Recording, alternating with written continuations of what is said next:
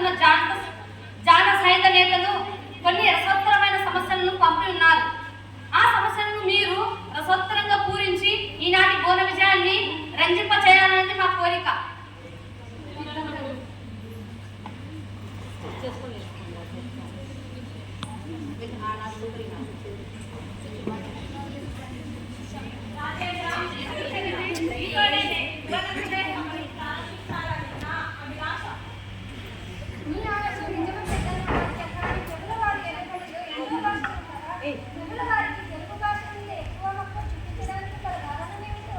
ఏమిటి సూరన, మందార మకరందాలు జాలువాలే, తెలుగు తెలియని వారు ఉండలే, తెలుగు తెలియబందువా?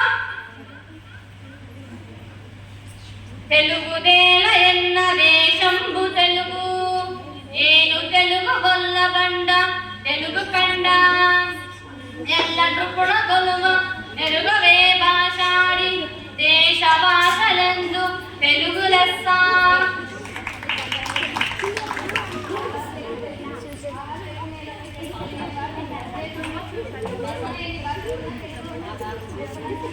తెలుగు గొప్పతనాన్ని నిష్కారణంగా చెప్తుంది కదా.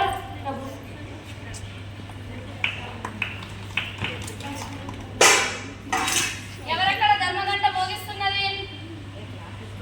ప్రణామాలు ప్రభు. మీ దర్శనం కొరకు ముగ్గురు యువకులు వేచి ఉన్నారు. చిత్తం ప్రభు.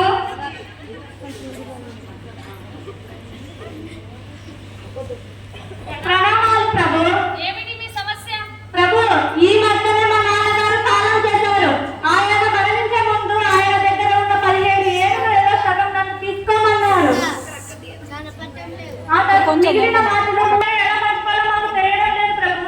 ఇది చాలా తమాషాగా ఉంది. బేస్ సంఖ్యలో ఉన్న 17 ఏనుగులను సమానంగా పంచుకోవడం కుదరదు కదా?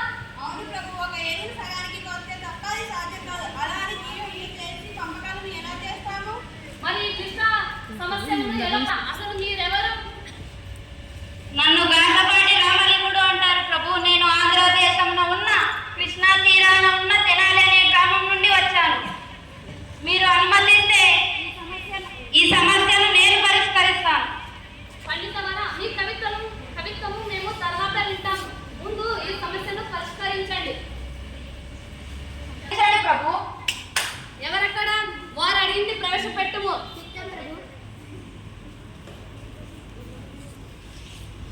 ప్రభు, ఇవి మీరు పంచుకోవలసిన 17 ఏనుగులు. దీంట్లో మీ పట్టపడి ఏనుగులు కూడా ఉపయోగించుకుంటున్నాను.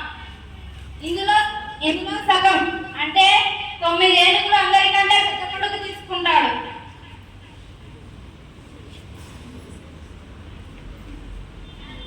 ఇందులో 3వ వంతు అంటే అందరికంటే చిన్న కొడుకు తీసుకుంటాడు.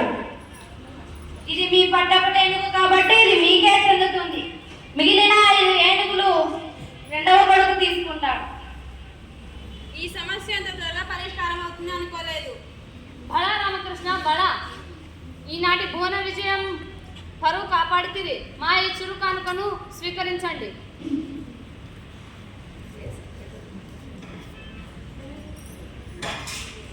ధన్యోస్మి ప్రభు, ధన్యోస్మి. ఇది మీకు సంతోషమేనా? చాలా సంతోషం ప్రభు, ధన్యవాదం.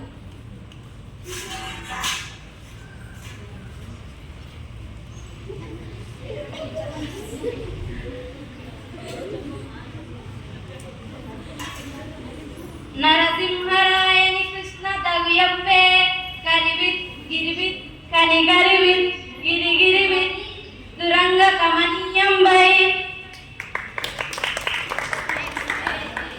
బడా రామకృష్ణ బడా, మీ పటిమ అమోఘం. ఈ రోజు నుంచి మీరు కూడా అష్టదిగ్గజ కవులుగా పరిగణింపబడతారు. ధన్యోస్మి ప్రభు.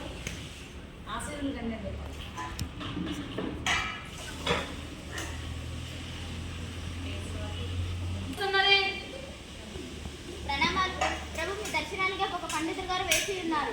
వారిని ప్రవేశపెట్టుము. చిత్తం ప్రభు.